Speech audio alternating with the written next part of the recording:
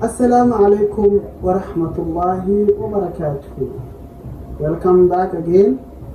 Our today's lesson is all about English, especially vocabularies. Then, fadlan channelkan haddaad ku cusub tahay, subscribe to saaro. Haddii horaan joogtayna aadaad u mahadsan tahay. Video like gray, inshallah I'll do that.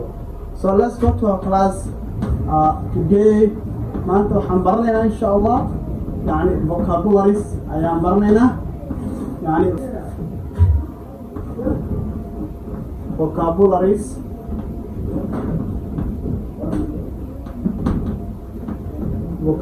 ayaan baranaynaa inshallah. Then vocabularies waxaan dhahnay waa erayo cusub, sidoo kaleeto waxay la mid tahay new words ayay la mid tahay. new words waxaa la yidhahdaa erayo cusub. marka insha Allah sida socod wanaagsan. Number 1 waxaan baranaynaa insha Allah something called prosperity.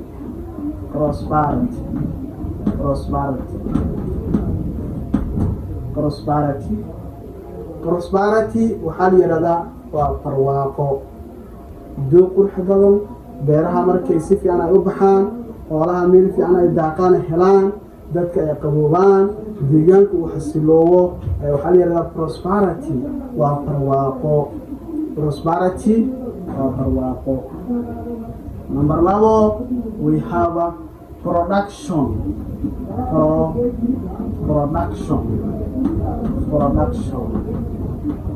Yes.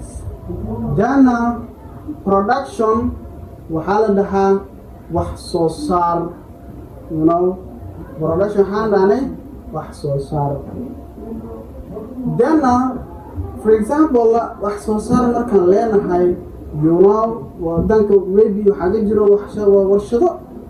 warshadahaasi markaa waxay sameeyaan yani waxbay soo saaraan soo maha. Dana waxay soo saaraan kalay soo saaraan, dharay soo saaraan, cunooyinka soo saaraan. Then all those things waxaa la yidhaha production wax soo saar. Ama even you adi xitaa waxaad samayn kartaa wax soo saar fiican.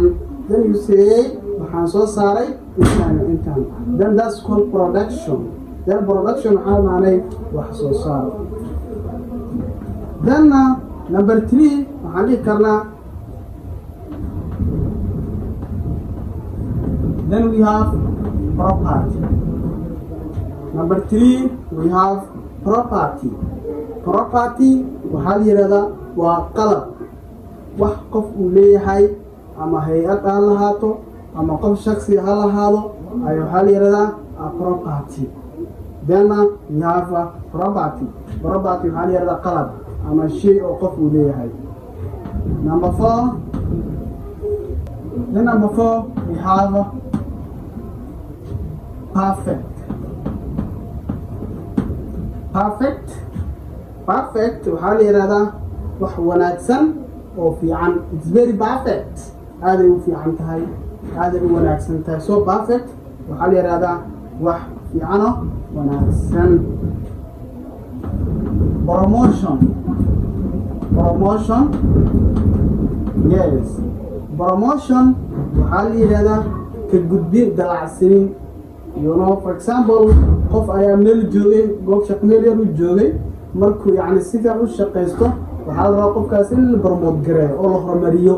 Then promotion waa horumarin. Number 6 protect. So protect waxaa la yiraahdaa yani difaacid. Protect waa difaacid, yani shay markii wax aad ka difaacayso. Protect waa difaacid. Number 7 we have prevention.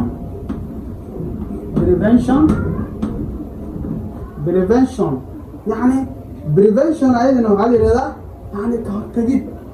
You know, prevention waxaa la dhahnay ka hortagid. Prevention. Then we have prosperity, production, property, perfect, promotion, protect, prevention. So these are the vocabularies that we have today. So prosperity waxaa la dhahnay barwaaqo waaye. Production waxaa la dhahnay wax soo saar. property وعقب perfect wanaagsan promotion dalacsiin ama gudbin protect ودفاعيد prevention وكهرتجيد ama ilaalin.